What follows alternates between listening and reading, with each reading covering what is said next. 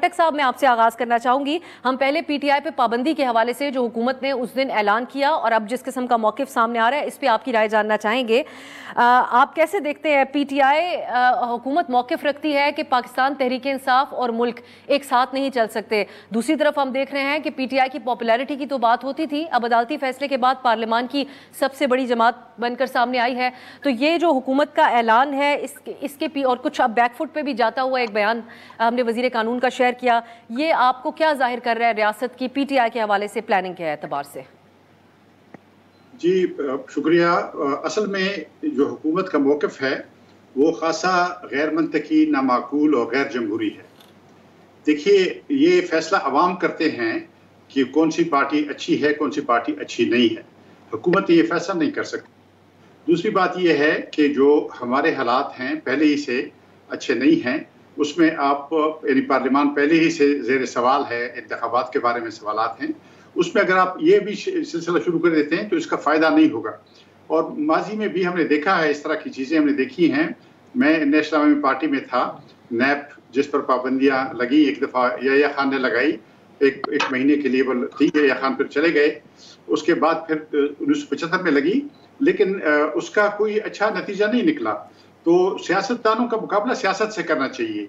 ये जो बंदिश के तरीके और ये कहना कि फलां और पाकिस्तान एक साथ नहीं चल सकते, ये बहुत गलत लॉजिक है। इसका फैसला अवाम कर चुका है। अगर अवाम ने उनको इतने वोट दिए हैं तो उसके बारे में आप ये कह रहे तो अवाम के मैंडेट की तौहीन कर रहे हैं। तो मेरा ख्याल है कि वो आप उनसे इख्तिलाफ है, मुझे भी उनकी बहुत सारी बातों से इख्तिलाफ है, लेकिन इसका ये माने तो नहीं है कि उनको मुकाबला से निकाला जाए। ये तो एक तरह से रेफरी का मिल जाने वाली बात है। दूसरी बात यह कि ये रियासत के बारे में भी अजीब व गरीब तारीफें सुनने में आ रही हैं। भाई, रियासत क्या है? रियासत तो है लेजिस्लेचर, रियासत है पॉलिटिकल जो एग्जीक्यूटिव है और या उसका ब्यूरोक्रेटिक पार्ट है, और तीसरा जो है वो जुडिशरी है। बाज़ लोग मीडिया को भी उसका चौथा सतून कहते हैं। ये है रियासत। इसके अलावा आप इधर उधर से टोह लगाकर बातें करते हैं और कहते हैं रियासत ये कह रही है और रियासत के अहकामात पहुंचाते हैं। मेरा ख्याल है वो भी अगर आप इजाजत दें खटक साहब, हमारे यहाँ मिलिट्री इस्टेब्लिशमेंट को हम रियासत का लफ्ज इस्तेमाल करते हैं जब हम मिलिट्री इस्टेब्लिशमेंट की बात कर रहे होते हैं।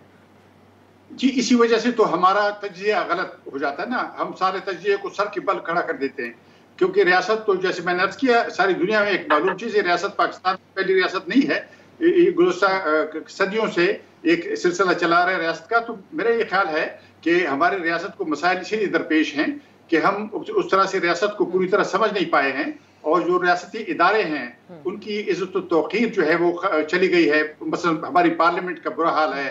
अब देखें ना, अंदर से भी तकसीम है और बाहर से भी उसकी बेतौक़ीरी कि उसको कौन चला रहा है, कैसे चला रहा है, उसके बारे में बहुत सारी बातें सुनने में आती हैं।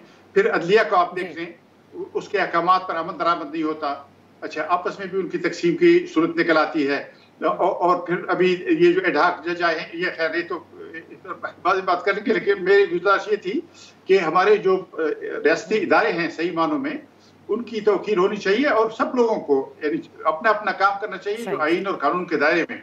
उससे बाहर जो लोग निकलेंगे तो उसका जब देखें ना, हम 1971 को देख लें, उसके बाद फिर ज़ियाउल्लाह का मार्शल, जनरल मुशर्रफ का मार्शल, बड़ी मुश्किल से 2008 के बाद ये आइन जो हमारा है किसी न किसी हद तक वो उसमें कुछ सफाई आई है। लेकिन अगर उसको दोबारा हम धकेलेंगे गलत तरफ में तो ये मुल्क के लिए अच्छा नहीं होगा। जी।